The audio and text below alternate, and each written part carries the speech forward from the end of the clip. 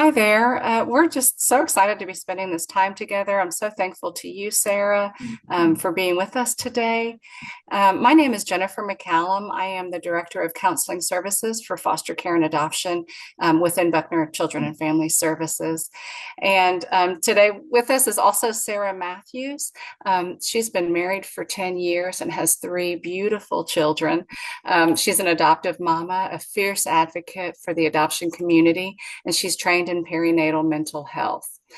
She and her husband have an open adoption and a wonderful relationship with both of their sons' birth mother. Sarah has worked in the adoption community for over 16 years and has been a licensed professional counselor for 9 years. Thank you so much, Jennifer. I appreciate that introduction. I am honored to be here and to be speaking about a topic that I am very passionate about, and especially to be doing this with Buckner, who I believe just does this work so well. So thank you so much for having me. Yeah, yeah. Okay. Well, let's just dive right in. So in your training, Bridging Hearts, how understanding her journey will help you on yours.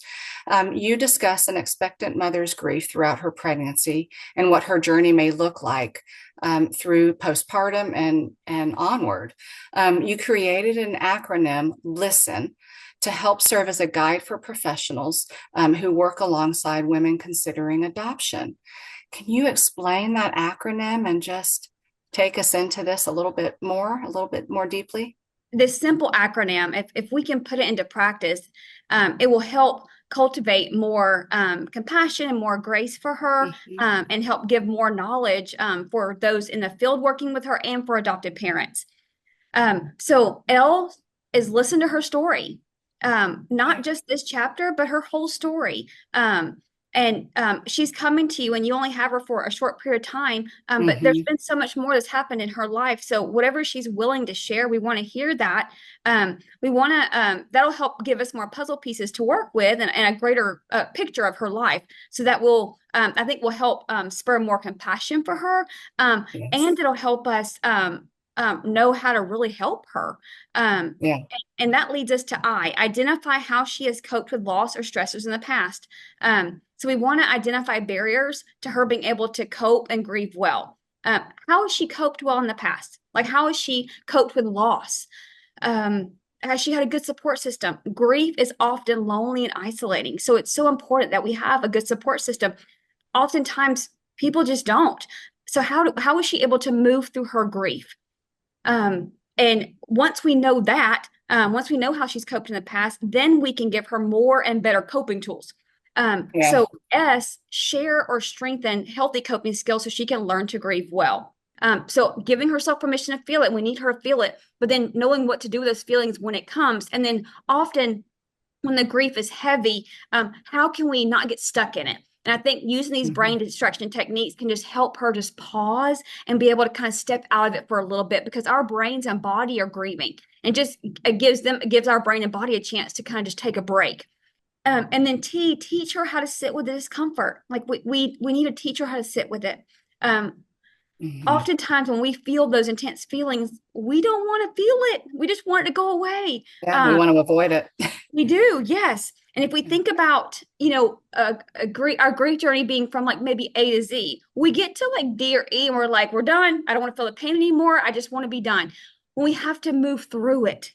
And so, like learning how to sit with that discomfort and give ourselves again permission to feel those feelings will help us be able to identify how we're feeling, unpack it, and be able to move through it. With grief, I think sometimes people just think grief is sadness, but it's so much more than that. It can be really a spectrum of emotions, like anger, bitterness, jealousy. It could be relief. It could be disappointment, regret, guilt, shame. So the more we can identify that this is what I'm really feeling, as a part of my grief, the more we unpack it, the lighter it's going to get. And that leads us to E. We're going to empower her with hope and resources. Grief is lifelong, but it will get lighter. We provide mamas with resources. Buckner does such a great job of this, connecting her to a support group for other expectant mothers or birth mothers, so that she doesn't feel so alone or isolated. Counseling, which again Buckner is amazing with providing mamas with counseling, validating and normalizing her grief.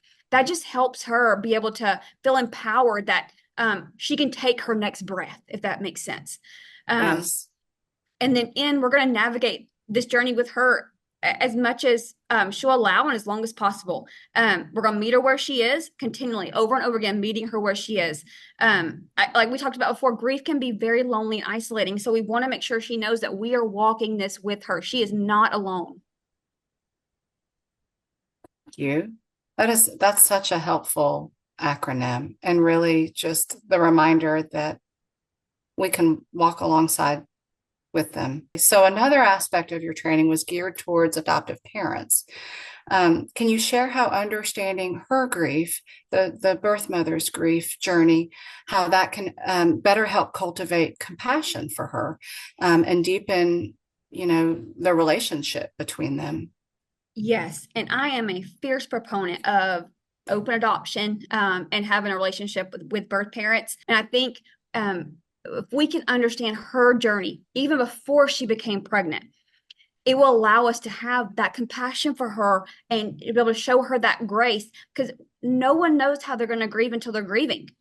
Yeah. And so being able to show her compassion and understanding when she's in the throes of this gut-wrenching, life-changing grief, I think will help adoptive parents. And I'm an adoptive mama, so I created this training from years of working with I've worked with over 1,000 women who are considering adoption, and then Wow. with adoptive parents as well, knowing like how hard it is beginning from pre-pregnancy.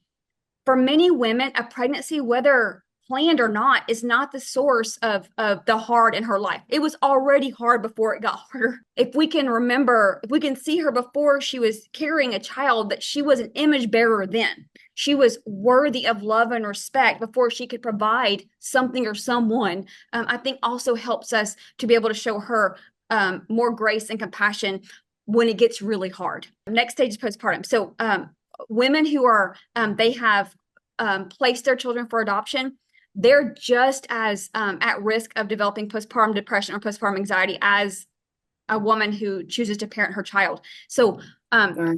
for adopted parents, really understanding that postpartum, her postpartum journey is not only has she just relinquished her rights and or in the process of doing that, and she has said goodbye to her baby, or she knows she's about to say goodbye to her baby for however long.